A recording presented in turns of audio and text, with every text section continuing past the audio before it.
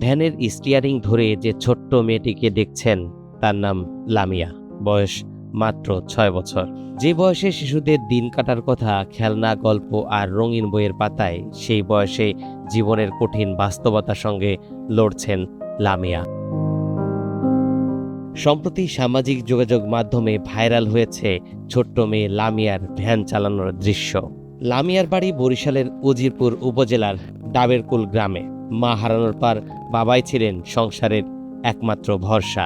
কিন্তু সেই বাবা যখন অসুস্থ হয়ে পড়লেন, তখন বাবার ভ্যানটাই হলো তাদের রুটি রোজগারের একমাত্র অবলম্বন, যার দায়িত্ব নিজেই তুলে নিয়েছেন ছোট্ট মেয়ে লামিয়া।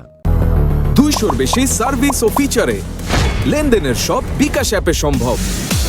এরে রাখার মতন, থাকার মতন ভালো লোকই আছে, কেউ দেয় না, কেউ খাওয়ায় না। আমরা তো পাড়াপড়শি প্রতিবেশী, তারপরে এতিম আর মাটা মারা গেছে, আর দাদাও নাই, দাদিও নাই। ওই বাজারে ভ্যান চালায়, ওই ভ্যানে ভার বয় বই চালায়। হ্যাঁ, মাইয়া ওই বাপ ছাড়া কিছু বোঝে না। ওই মাইয়া ওর বাপের পিছিয়ে বইতে, মাইয়া বই চালায়, আবার চলে মাইয়া ওর বাবাও চালায়। টিন আর ছেঁড়া পলিথিনে ঢাকা ছোট্ট খুপড়ি ঘরেই কাটে লামিয়াদের জীবন। আমরাও দল থেকে স্যারে বলছে যে তার সরকারিভাবে, এবং আমার দল থেকে এমপি মহোদয়, আমাদের এমপি অত্যন্ত মানবিক মানুষ, জনদরদী মানুষ, একজন শিক্ষানিক মানুষ, একজন ইসলামিক চিন্তাবোধের মানুষ, একজন মানবিক মানুষ হিসেবে স্যারও যদি আন্তরিকতা থাকে এবং আমার এমপি মহোদয়ের মাধ্যমে ওদের ঘরের ব্যাপার হোক, ওদের আর্থিক সচ্ছলতার জন্য যতটুকু চেষ্টা লাগে আমার দল এবং এমপি সাহেবের মাধ্যমে আমরা স্যারের সাথে একসাথে মিলে সরকারি এবং এমপি সাহেবের মাধ্যমে আমরা একটা সুন্দর পরিবেশ যাতে থাকতে পারে এই ব্যবস্থা করার জন্য আমার ইউনো মহোদয় এবং এমপি সাহেবকেও আমার পক্ষ থেকে আবেদন থাকে।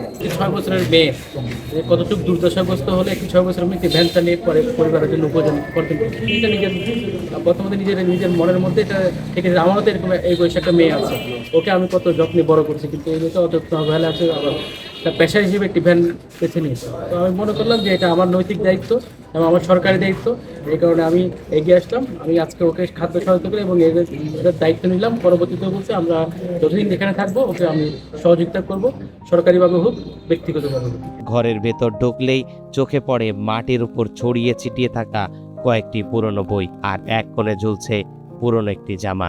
নেই কোনো আলমারি, নেই পড়ার টেবিল, নেই কোনো খেলনার বাক্স। কারণ এখন তো লামিয়া ভ্যানের স্টিয়ারিং ধরেই জীবনটা পরিচালিত করছে অনাগত ভবিষ্যতের পথে।